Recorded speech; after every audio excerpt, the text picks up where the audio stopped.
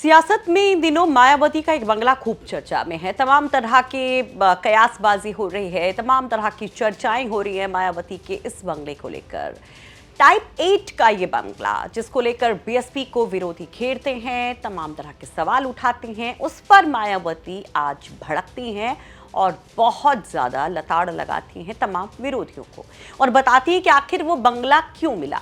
और इस बंगले की कहानी पर जवाब से मायावती का वो बयान शुरू होता है, जिसमें एक और किस्सा कहानी आ जाती है गेस्ट हाउस कांड की, और इसके जरिए मानो समाजवादी पार्टी और अखिलेश यादव को तगड़ी तरह लपेट जाती हैं मायावती।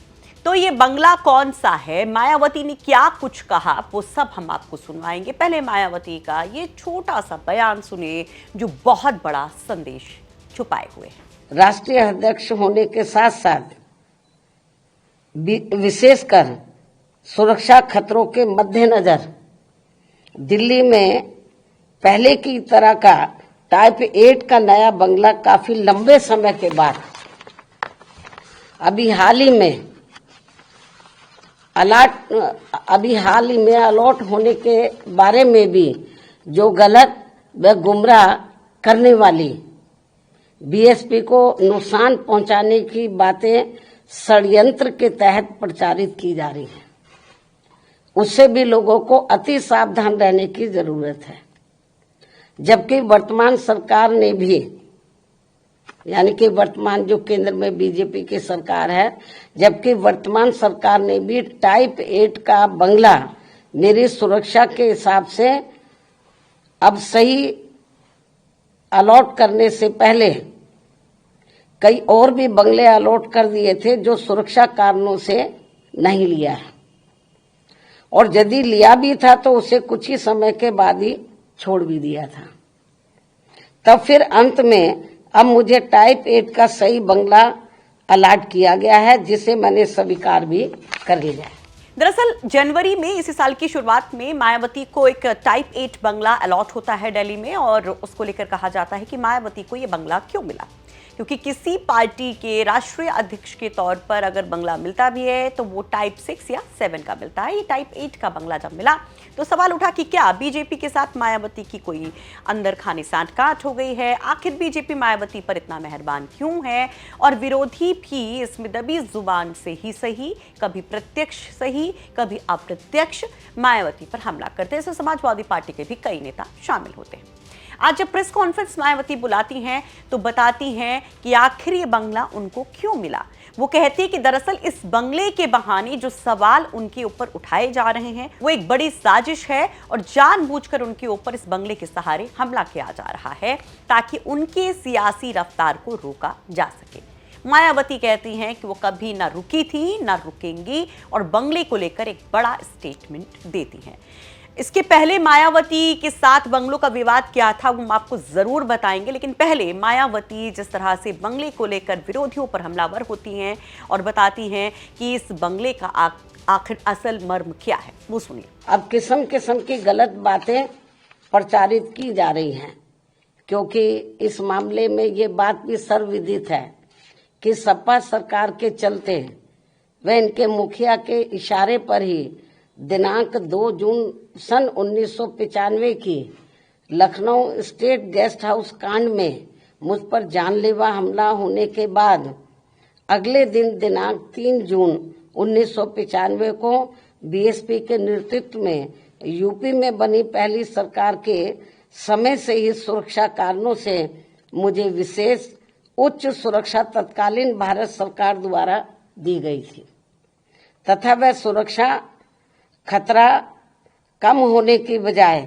अब और भी बढ़ जाने के साथ साथ बीएसपी की राष्ट्रीय अध्यक्ष व पूर्व मुख्यमंत्री होने के नाते फिर दिल्ली में टाइप 8 का बंगला पूर्व में दिए गए 3 त्यागराज मार्ग के टाइप 8 के बदले में मिला है। पहले भी मुझे टाइप 8 मिला हुआ था जो तत्कालीन भारत सरकार द्वारा दिया गया था।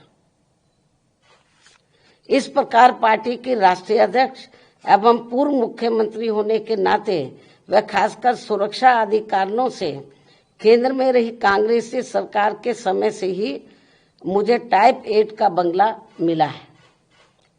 मिलता रहा है तथा अब इसको लेकर किसी भी प्रकार से संकीर्ण व अति घिनौनी राजनीति करना उचित नहीं है। इतना ही नहीं बल्कि जैसे जैसे चुनाव नजदीक आएगा तो विरोधियों के साम दाम दंड भेद आदि के हथकंडे तथा बीएसपी को सत्ता से दूर रखने के षड्यंत्र और भी बढ़ते जाएंगे, जैसा कि हमेशा से होता रहा है। इसलिए केवल यूपी ही नहीं बल्कि पूरे देश भर में सभी अम्बेडकर वादियों को विरोधियों के दांत खट्टे कर देने वाली केवल एकमात्र अपनी पार्टी व उसके आयरन नेतृत्व पर पक्का व पुख्ता भरोसा करके परम पूज्य बाबा साहब डॉक्टर भीमराव अम्बेडकर के आत्मसम्मान व स्वाभिमान के मूवमेंट को मजबूती प्रदान करने हेतु मिशनरी भावना के साथ इन्हें पूरे तन मन धन से लगे रहना बहुत जरूरी है। दरअसल ये जो तमाम चर्चाएं बंगले को लेकर शुरू हुई, उसके पीछे कहा गया कि जो 9 अक्टूबर 2025 को कांशीराम की पुण्यतिथि पर एक बहुत बड़ी सभा बीएसपी की थी, वो भी एक वजह है जिसमें उन्होंने सीएम योगी को शुक्रिया भी कहा था। तमाम जो उन्होंने पार्क बनवाए हैं, चाहे कांशीराम के नाम पर हों चाहे अम्बेडकर के नाम पर हों, वो यहाँ पर शुक्रिया कहती हैं योगी सरकार को कि कम से कम उन्होंने इन पार्कों का रख रखाव अच्छे से किया, ढंग से किया, और ताकि इन तमाम महापुरुषों की याद में बना ये पार्क यहाँ पर गुलजार होता रहे, लोगों की भीड़ आती रहे। लेकिन मसला कहाँ से शुरू हुआ और कैसे शुरू हुआ वो भी समझिए। दरअसल 24 का लोकसभा का चुनाव था जिसमें आकाश आनंद को लेकर भी काफ़ी चर्चाएं थी। तब भी मायावती पर आरोप लगे कि क्या बीजेपी के प्रेशर में ही मायावती ने अपने भतीजे आकाश आनंद पर एक्शन लिया। उस समय चुनाव प्रचार की जिम्मेदारी आकाश आनंद पर थी। सीतापुर में एक जब जनसभा वो करते हैं तो काफ़ी तल्ख बयान वो बीजेपी के लिए देते हैं और बहुत कुछ कह जाते हैं, और उसके बाद आकाश आनंद पर एक्शन भी होता है। खुद मायावती सोशल मीडिया प्लेटफॉर्म पर आकर के आकाश आनंद को अपरिपक्व तक कह देती हैं, और विरोधियों को यहाँ से भी एक मौका मिल जाता है, खासतौर पर समाजवादी पार्टी जो बार बार ये नैरेटिव खड़ा करने की कोशिश करती है कि बीएसपी बीजेपी की बी टीम है। लेकिन बंगले को लेकर किस तरह से मायावती चर्चा में रही, जरा वो जान लीजिए। दरअसल मायावती को 7 दिसंबर 2021 को दिल्ली में लोधी रोड पर टाइप 6 का बंगला मिला था, और कुछ महीनों बाद उन्होंने इसे अपने ऑफिस में कन्वर्ट कर दिया था, और करीब 2 साल बाद फरवरी 2024 में मायावती को इसी रोड पर एक और बंगला मिला। ये टाइप 7 का था। ये भी मायावती और बीजेपी के बीच अच्छे संबंधों का संकेत माना गया। फिर मई जून 2024 में वे बंगले में शिफ्ट हुई, लेकिन 1 साल बाद यानी कि 2025 की मई तक उन्होंने इस बंगले को खाली कर दिया। वजह बताई गई कि सामने मौजूद स्कूल से मायावती को दिक्कत हो रही है। हालांकि ये स्कूल तब भी था जब मायावती ने बंगला लिया था।